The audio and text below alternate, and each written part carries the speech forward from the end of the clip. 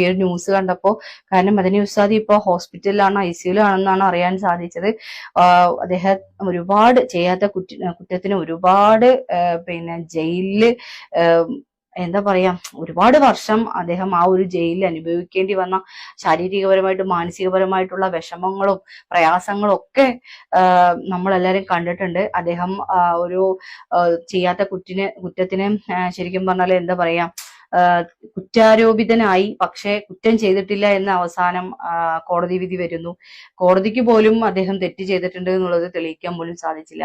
അങ്ങനെ അദ്ദേഹത്തിനെ വെറുതെ വിടുകയായിരുന്നു. പക്ഷെ വർഷങ്ങളോളം ഒന്ന് കുടുംബത്തിനോട് കൂടെ ഒന്ന് സമാധാനമായിട്ട് ഇരിക്കാനോ സംസാരിക്കാനോ, ഒന്ന് ആ പിഞ്ചു കുട്ടികളുടെ ബാല്യത്തിൽ പോലും കൂടെ നിൽക്കാൻ പോലും ഉസ്താദിന് കഴിഞ്ഞിട്ടില്ല എന്നതാണ് നമുക്ക് പറയാനുള്ളത്. അതേപോലെ അദ്ദേഹം ഇപ്പൊ ഹോസ്പിറ്റൽ ICUലാണ്. വളരെ വളരെ ശാരീരികപരമായിട്ട് അദ്ദേഹം ഭയങ്കര പ്രയാസത്തിലാണ്. അപ്പൊ നിങ്ങൾ എല്ലാവരും